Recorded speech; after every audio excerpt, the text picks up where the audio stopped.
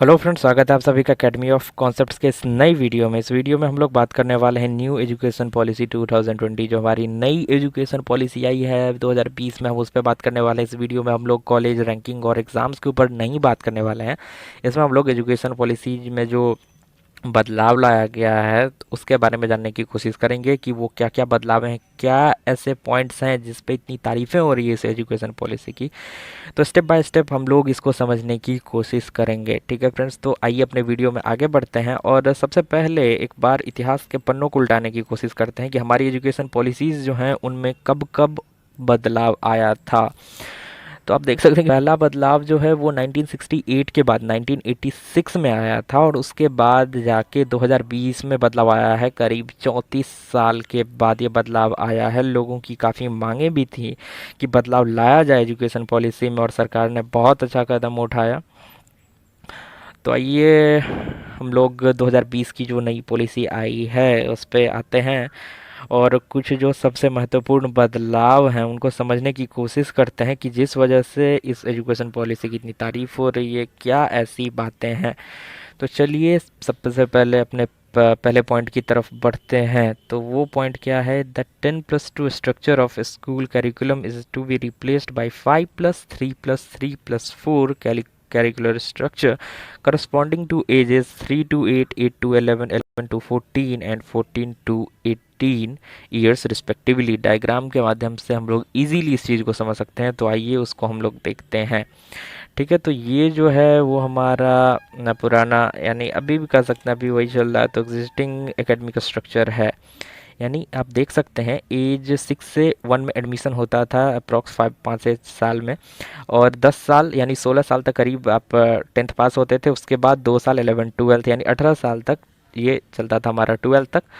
तो ये 10+2 हमारा स्ट्रक्चर था। और नया जो है वो ये है, आप देख सकते हैं इसमें 4 स्टेजेस हैं। पहला फाउंडेशनल स्टेज, उसके बाद प्रिपरेटरी स्टेज, फिर मिडिल स्टेज, फिर सेकेंडरी स्टेज। इसमें क्या है, क्या बदलाव है, आपको मेन बदलाव मैं बता देता हूँ कि फाउंडेशनल स्टेज में आप देख सकते हैं क्लास 1 और 2 के अलावा यहाँ पे 3 साल प्री स्कूल वाले ऐड किए गए हैं। यानी पढ़ाई यहाँ पे एकेडमिक 3 साल से शुरू हो जाती थी, जो कि पहले होती थी 6 साल से। ठीक है, तो ये फाउंडेशनल स्टेज है जिसमें टोटल 5 साल लगते थे, लगेंगे। मतलब नया जो अपडेट हुआ है वो है प्रिपरेटरी स्टेज में क्लास 3 to 5 यानी एज 8 to 11 की यहाँ पे बात की गई है, तो इसमें 3 साल। मिडिल स्टेज में आप आ जाइए तो उसमें क्लास 6 to 8 यानी एज 11 to 14, इसमें 3 साल। और सेकेंडरी स्टेज में 9th to 12th क्लास तक यानी 14 to 18, इसमें 4 साल। तो इसीलिए ये 5+3+3+4 का जो है ये एकेडमिक स्ट्रक्चर है। ठीक है, अब आपके मन में ये सवाल आ रहा होगा कि एकेडमिक स्ट्रक्चर को बस बदल देने से 10+2 को 5+3+3+4, तो क्या है, ऐसी क्या चेंजेस आएंगे, क्या खास बात है इसमें। तो आइए उस उन खास बातों को हम लोग एक बार जानने का ट्राई करते हैं। ठीक है, तो ये 5+3+3+4 का हमारा स्ट्रक्चर। और सबसे पहला जो फाउंडेशनल स्टेज था उसमें क्या क्या बदलाव आए हैं, क्या नई चीज़ों को ऐड किया गया है। तो मैंने आपको बताया कि 1 और 2 के अलावा 3 प्री स्कूल स्टेजेस हैं।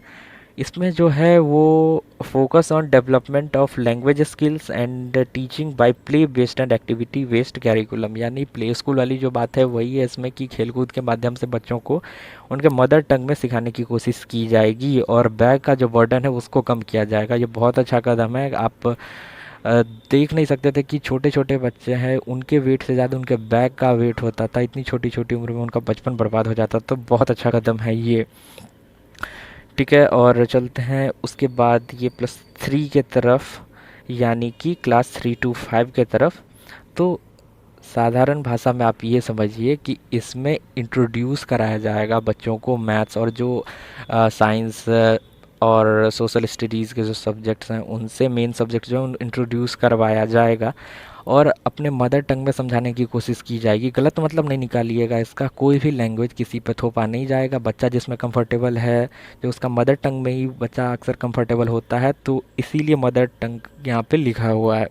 किसी भी लैंग्वेज को किसी पे थोपने की बात कहीं नहीं की गई है, तो प्लीज़ मिसगाइडेंस का शिकार मत होइएगा। उसके बाद का जो +3 स्टेज था यानी कि मिडिल स्टेज, उसकी हम लोग बात करते हैं। तो उसमें क्या नई चीज़ है वो है focus would be on critical learning objective and not on rote learning. साधारण भाषा में एक्सपेरिमेंटल लर्निंग को बढ़ावा दिया जाएगा, रटे रटाए ज्ञान से ज़्यादा एक्सपेरिमेंटल चीज़ों को बढ़ावा दिया जाएगा। और आप सभी जानते हैं कि एक्सपेरिमेंटली जब हम किसी चीज़ को पढ़ते हैं तो ज़्यादा समझ में आता है। रटा रटाया ज्ञान बस एग्ज़ाम तक होता है, उसके बाद वो बच्चा सारी बातें भूल जाता है। ठीक है, उसके बाद आ जाइए सेकेंडरी स्टेज में। चलिए आगे बढ़ते हैं, चलते हैं +4 यानी सबसे लास्ट सेकेंडरी स्टेज पे। तो इसमें पहला पॉइंट है the focus would be on greater critical thinking and flexibility allowing the child to pick subjects as per their interest, even technical and arts. यानी कि कोई बच्चा यदि साइंस लेना चाहता है, यानी स्ट्रीम सिस्टम हमारे पास जो है पहले से था, यानी साइंस आर्ट्स और कॉमर्स। ठीक है, तो आप या तो साइंस लीजिए या आर्ट्स लीजिए, कॉमर्स लीजिए। आपको यदि आप साइंस के स्टूडेंट हैं और आपको किसी आर्ट्स के सब्जेक्ट में इंटरेस्ट है तो आप नहीं ले सकते थे, लेकिन यहाँ पे उस चीज़ को अलाउ किया जाता है। हालांकि पूल सिस्टम आना बाकी है, उसमें ये बातें साफ हो जाएगी कि कौन से सब्जेक्ट के साथ आप कौन कौन से अदर सब्जेक्ट्स ले सकते थे जो पहले की स्ट्रीम सिस्टम जो था उसमें आप नहीं ले पाते थे। ठीक है, और सेमेस्टर सिस्टम होगा, यानी कि बोर्ड एग्ज़ाम्स को ख़त्म करने की बात कही जा रही है। मतलब कि जैसे आप 10th में एक बोर्ड देते थे, फिर 12th में, तो उसको ख़त्म होने की बात की जा रही है। हर 6 महीने पे एग्ज़ाम होगा और उसके तरह इवेल्युएशन होगा। तो जो अचानक से 6 महीने में बोर्ड की तैयारी करते थे बच्चे, रटते थे और एग्ज़ाम देते थे, तो उसको हटाया गया है। इससे क्वालिटी ऑफ एजुकेशन में बहुत अच्छा बदलाव आएगा, बहुत इम्प्रूव होगा क्वालिटी ऑफ एजुकेशन। ठीक है, तो ये कुछ इंपॉर्टेंट बातें और बहुत सारी बातें जो बहुत इंपॉर्टेंट है, आइए हम उसको भी एक एक करके डिस्कस करते हैं। तो पहला है कि student will be taught coding as a subject from as early as class 6, यानी क्लास 6 से कोडिंग की पढ़ाई शुरू हो जाएगी।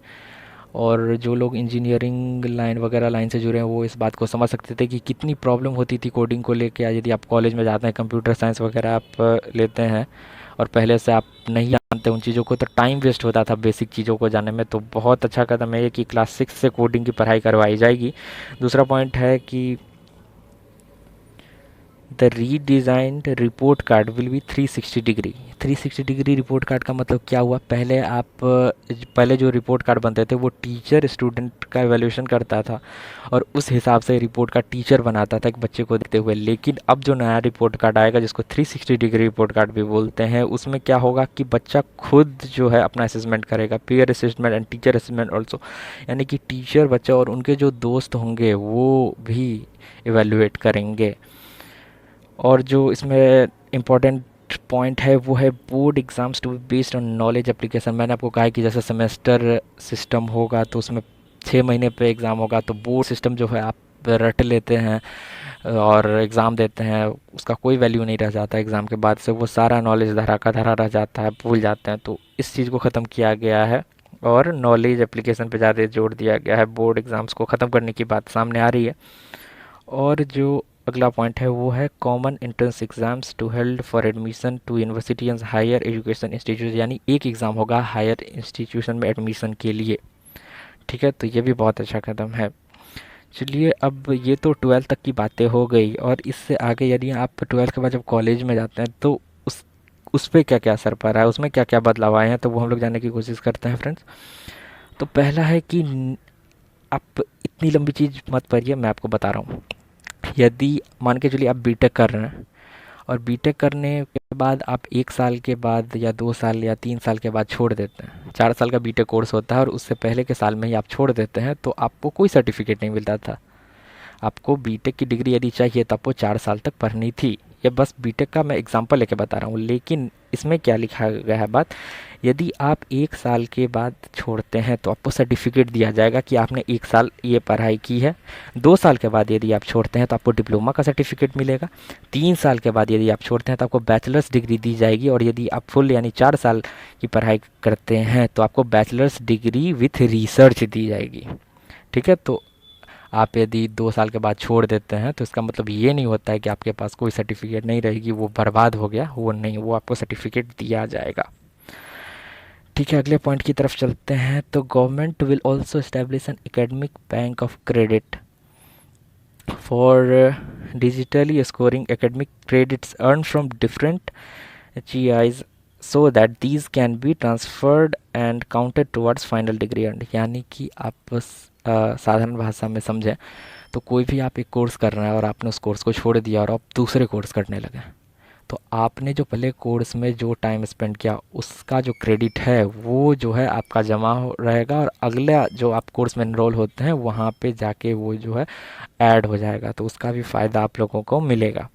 तो ये बातें इसमें कही गई हैं, ठीक है। और सबसे इम्पोर्टेंट बात इसमें जो जीडीपी की जो बात है, वो अप्रॉक्स 4% जीडीपी जो था वो एजुकेशन सेक्टर में खर्च किया जाता था, लेकिन अब वो बढ़ा के 6% कर दिया गया। यानी अब 6% टोटल जीडीपी का जो है वो पढ़ाई पे, एजुकेशन पे खर्च करेगी सरकार। तो ये बहुत अच्छा कदम है।